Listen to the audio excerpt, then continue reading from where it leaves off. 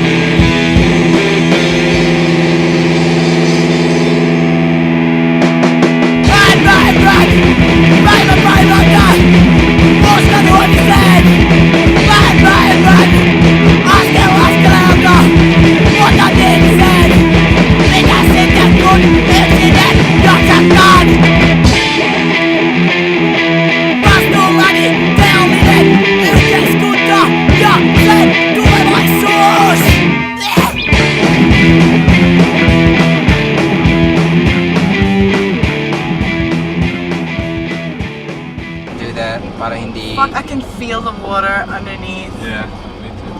Fuck, oh fuck. Madelikado lang Fuck, dude, if I stop, Don't stop. well, where am I gonna go? Medyo mataas dyan sa intersection.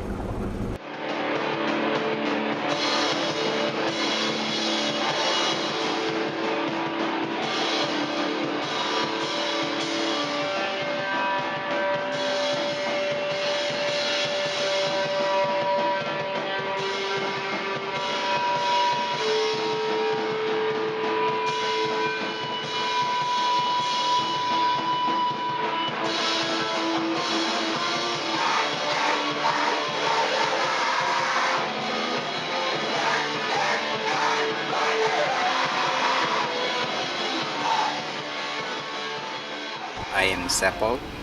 I'm from Manila, Philippines. Right now I'm playing with Kill Ratio and Rush ID.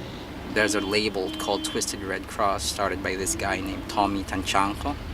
He helped build the punk scene by releasing records, and those are what you call the first wave of punk bands here in the Philippines. These bands lasted maybe up to like the late 80s. At the time, what they call metal is basically like Sabbath and Led Zeppelin and Deep Purple. It's completely separate from hardcore punk, and because back then it's either you're a punk or you're this hippie type rocker. Punks are pretty much against that, like metal or hard rock type of attitude. Because we're the new breed, we're the new generation. We hate.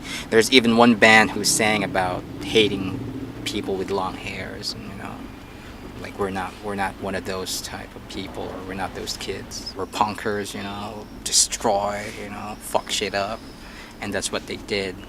They sometimes beat each other up. So there's even this compilation. It's a live compilation by Twisted Red Cross, which means Tama na Away, which means stop the fighting, which pretty much gives us an idea of the scene back then. It was actually a line by one of the vocalists. I think it was from Betrayed, or it was Papa Dom, who said, "Hoy, mga putang ina nyo, tama na away," which basically, you sons of bitches, stop fighting. Politically active in the sense that, yeah, we do sing about how bad our government is or how bad society is. Not to the point where punks will do direct actions or show up at demonstrations or rallies. But back then, bands would sing about government. They would mention names of the president back then, which is Marcos, whose reign is father for punk lyrics or punk songs, like how people are being cheated or how people are being deceived into believing that the Philippines are a very rich country, when in fact we're not, and they're actually stealing behind our backs. There are people who do like food not bombs, and some who who set up info shops so they can educate their small communities. Some punks would like do a camp out where they will plant trees. They give books or clothes to poor people or street children. So yeah, those, as far as politics are concerned, that's how like the hardcore punks here do the political aspect of of punk rock. So you think go for it? Shall we go for it? Yeah. Well, there's nowhere else to go now. Yeah.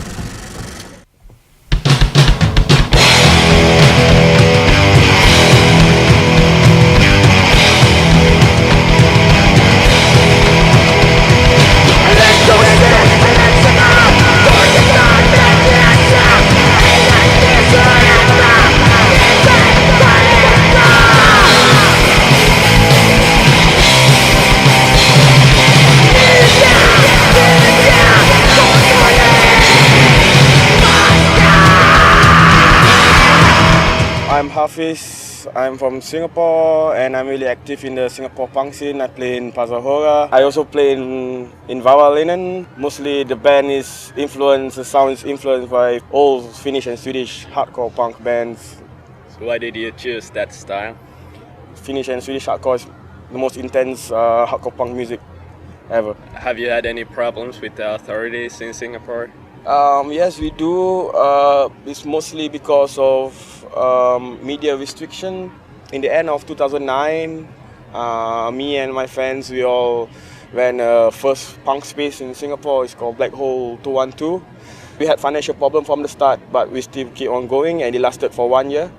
It's an autonomous space, it's non-profit, people volunteer to help out our space. We do punk shows, we do film screening, we do activism work also in that space. So yeah, but we closed down last year because of negative pressure from the system itself. There are many instances where cops came down. Basically in Singapore, when we do shows, we have to have a permit, which involve the band names and the lyrics from the band. But every time we just put some bullshit band names and we put some bullshit lyrics so that they don't really read our messages in our music, especially in punk shows. Actually, what the government and the media authorities are afraid of is basically the message of the music. It shouldn't be provocative, like punk propaganda and anarchist lyrics and stuff that are against this stupid system we live in. And also they are basically afraid of a lot of people hanging out at one place. They're afraid of like how the music can influence the kids, basically. That's how like the punk scene right here is now. And Black Hole was also like the best thing that happened to me in my life, and also the most depressing thing that ever happened to me also, because it's really a lot of hard work and disappointment in punk, and it's really fucked up.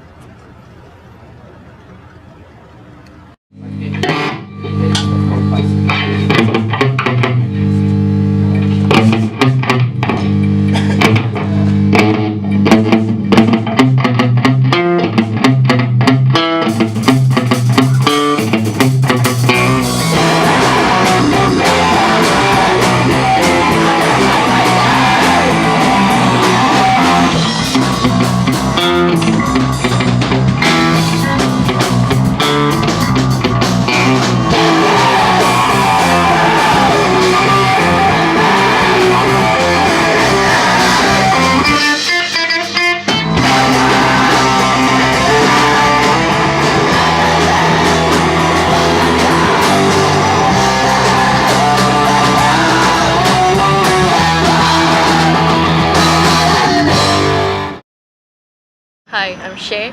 I'm from Singapore and I run this collective called 707. We book shows for touring bands and we also organize shows as well. Plus, we've been going on since late 2007. We don't see ourselves stopping for a while. So how many tours have you organized? Definitely more than 20. Like bands from all over, from parts of Southeast Asia, Japan, States, Europe, Australia. How have you constructed the network around Southeast Asia? I think it comes from actually knowing these punks before from either them coming to Singapore or me going to wherever and then meeting them accidentally, and then from there we kind of get to know more people and then know of bands, and then bands hear of us, plus we've got a website, we've got an internet presence as well, and I guess in the punk network everything kind of spreads. There have been bands that were literally unheard of before they came. Like there's some experimental bands who've been here. Like we don't discriminate as to whether a band is big or small. If we like the music, we'll do it, and if they're DIY punk, we'll do it. I think it kind of started out as a joke collective because the three of us individually and sometimes together have been doing shows before. There was this particular coffee shop that punks used to hang out at, and they all drink and stuff, and we really hated it because whenever they got drunk, there would be all sorts of like frustrating and annoying conversations, and so we kind of like decided to move somewhere else or hang out by ourselves. It just kind of happened from there. Would you say there is strong unity between the scenes in Southeast Asia? Yeah, definitely. Like we're all connected in one way or another, and we all kind of know each other either personally or through the internet. And then if there are any touring bands who want to come, we would contact people from all over and then try to set up a show for them, things like that, or we would go over there and hang out with them. So how did you personally get into punk? I think I kind of got into it through a friend. I was hanging out with this good friend of mine who was dating this person who was in a band in the punk scene, and then I got to know him, and then he was like, hey, come to a show and check out my band, and the rest was history, as they say.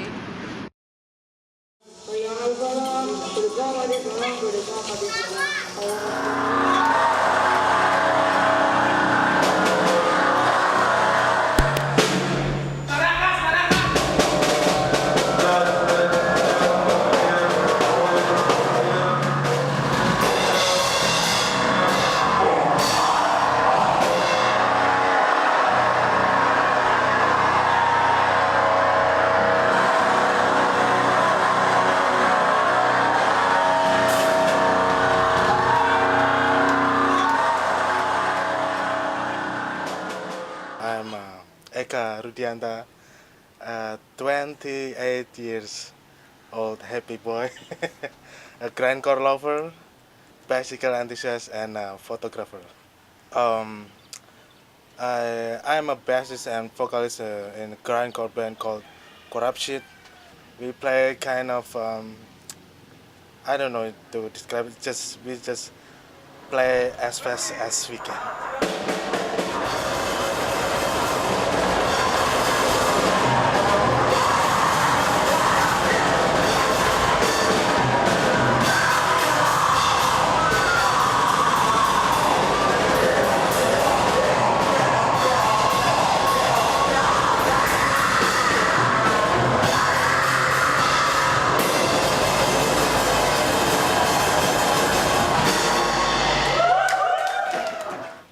What are your songs about?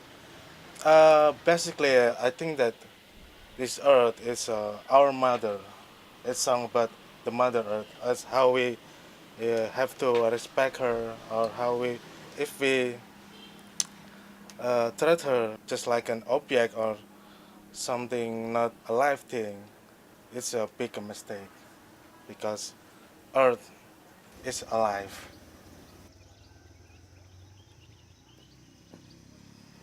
What relation does religion and music have in your life? I don't mix religion and music. There's no particular connection between religion and music. There is a movement called Takwakor and punk Muslim. They bring the Islam way in the punk culture. It's just irritating me because they have to making judgment to people like you are Muslim, you're punk, and you're Muslim, you have to be a punk Muslim, something like that. And I think it's a silly thing. It's in Japanese culture to respect another people without judging them or just no matter what uh, they are or what um, from where they are, we call it Teposeliro. In Japanese, it's mean we respect each other. And in a small town like Kudus, the local wisdom they have a strong influence. Okay, thanks a lot. Yeah, it was great. Okay. Yang selalu menyiksaku, dan ini telah cukup ku bawa sampai mati.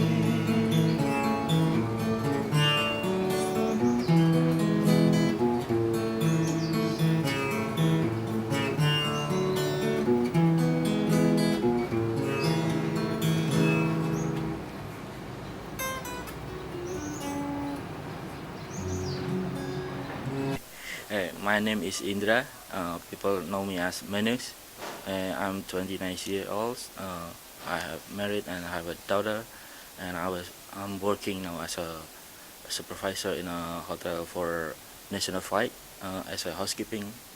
And I'm also helping bands who want to do tours in here, organizing some gigs, and also distributing some stuff in my distro, Kongsijat Syndicate. And that's all what I do. And I am also writing in a music magazine called Tap Magazine, and it's already runs like 30 edition. And also I have few zines like Matikaya zines and also Menghamba Mesin Photocopy zines. That's it. Okay, can you tell a little bit about organizing shows here, how it works? Okay. First, organizing gigs in here is like a massive job. You have to find different venue for every different gigs. Like we have few troubles here. Like if we do a gig in one venue, there's like cops coming and they ask for money. If we don't get money for them, they will stop the show. And there's another problem that the owner usually, if they don't like the music, they will kind of cut off, and we cannot do any show in this venue. So we have to find another venue for another show. And the other one is like, if we want to do show, we have to rent everything from like the venue, and also we have to rent the equipment, all like guitar, bass, drums, and the ampli too. Everything like, and sometimes the people around the area of the venue, they usually ask for money for like like security. That's kind of like this like a gangster thing.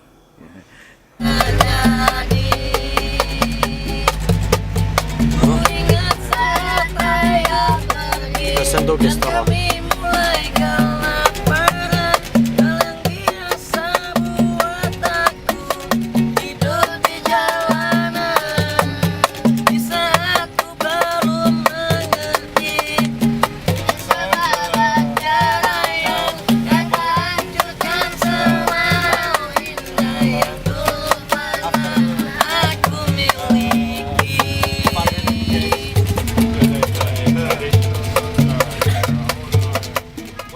Okay, can you first tell who you are, where you're from, what you do? Alright, I'm Uda on behalf of The Wall. Okay, The Wall is a small DIY space venue that we ran at about a year from now. It helps to promote some bands from here and from the local scene. So that is all that I do here. Besides, I'm working too on the day, and I'm doing this as a part-time job because I can be a punk all the time. It doesn't afford my life. I don't have very much difficult facing the authorities here. I have the permits in here, and the authorities seldom go here to rate or anything. So they just leave us to do what we have to do, as long as we don't go insult other people, right? So it's easy for me to run a good scene here. We heard that black metal is illegal here. Yeah. What do you know about that? Okay, the black metal issue is a outdated issue already. Actually, there are some issues on black metal, but it may be 2 or 3 years back, and now the things have go slow already. Some black metals are doing their gigs, but there's no much publicity going on. Do you heard any black metal issues over here? Yeah, we heard that Oh. some gigs get raided. Yeah, that was 2 or 3 years back, but now I think people are more open for the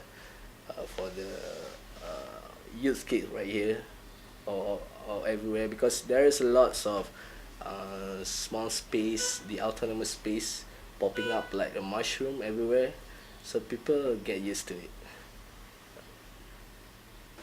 What is the relation between politics and punk in Malaysia?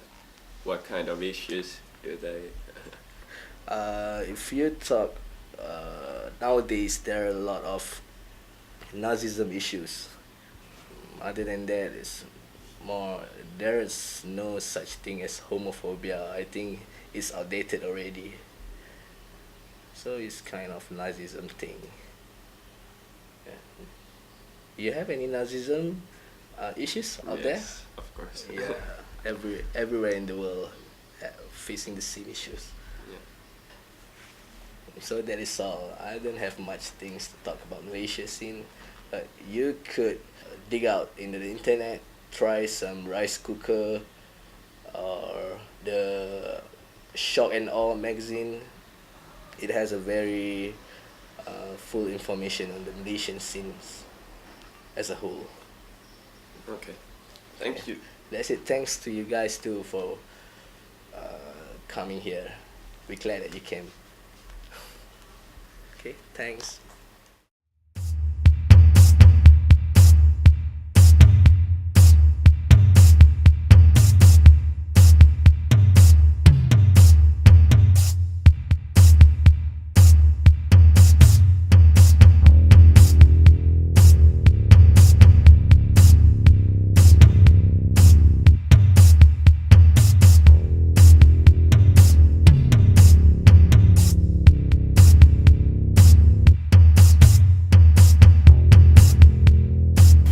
I'm Gang from Bangkok. I sing for a band called Lack of Insight.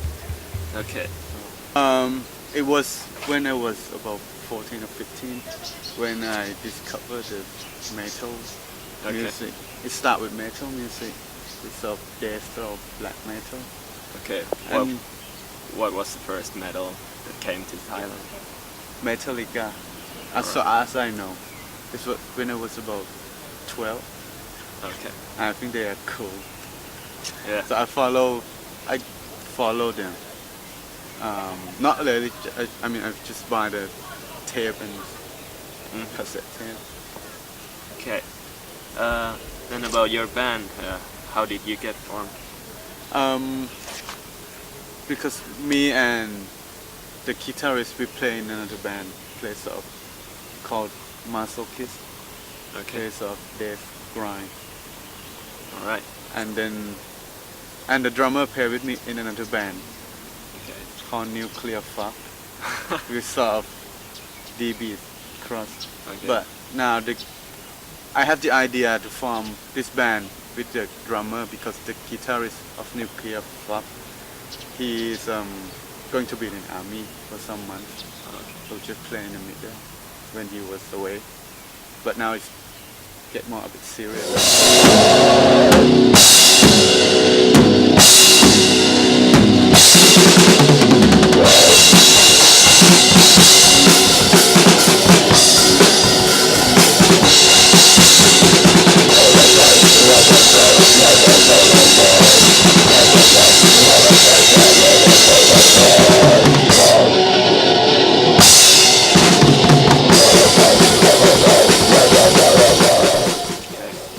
write songs about?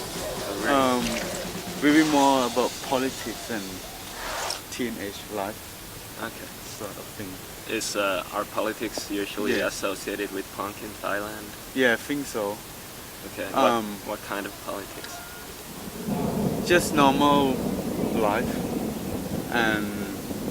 but to be honest, in my opinion, most of the punk here is more like fashion. Okay. Sort of those street punk rocker. So you found a metal first, but Yes. how about punk? When did you find that? I read in a magazine about punk rock, and then I found the Ramones tape, with their last album, Adio Amigo, I think, and that how I discovered the punk. And then when I saw Napalm Death singer, he wears some band t-shirt and find out what band is it he wear, and I just find this copy tape or CD. Is there a connection with the punk and metal scenes? Or do the same things? No. Listen to? No, they're separate. Okay. Which one's bigger? I think metal is bigger. Okay. Maybe because of my friend is metal head, and I go most of the metal concert here. How many shows get organized here? Before maybe 4 or 5 years ago, it's not much, about 2 or 3 shows here. But since last year or last 2 years, we got more than 10 shows a year. Okay. That's a lot for us. Okay. Who organizes the shows?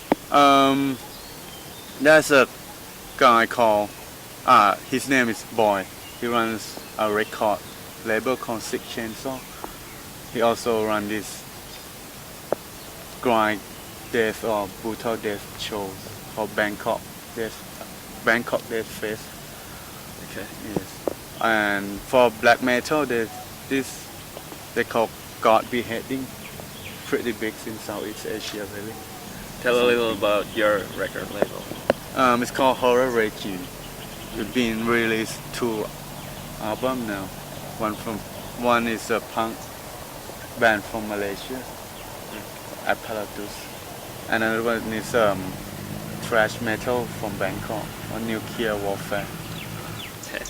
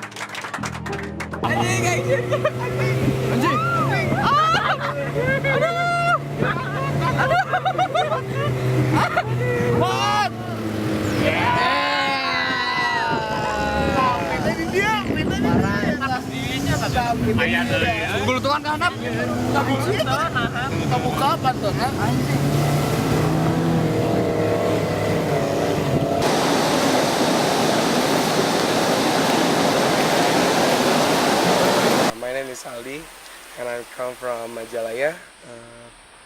I play hooded band last night, and the few, and also football culture. Yep.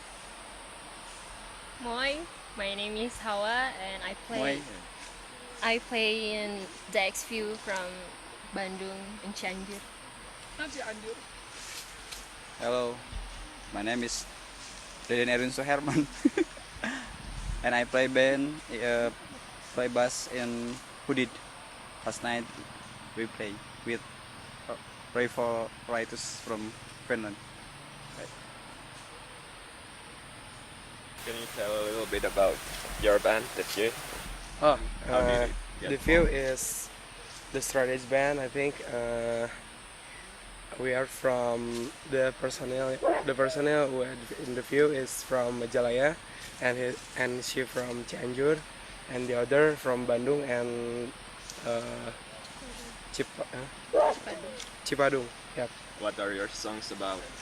Okay, the But- song is about like how we live a positive life, or about a woman. I mean, how woman can be in this scene. How hardcore is not just for boys, you know. I can be here and women can hurt or play in hardcore too. Something like that.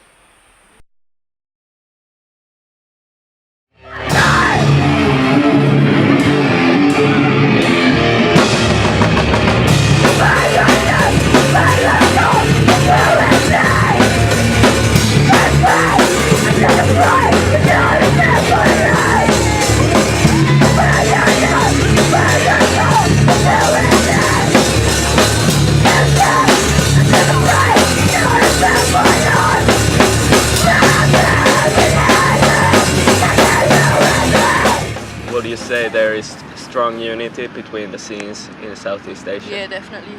Like we're all connected in one way or another, and we all kind of know each other either personally or through the internet.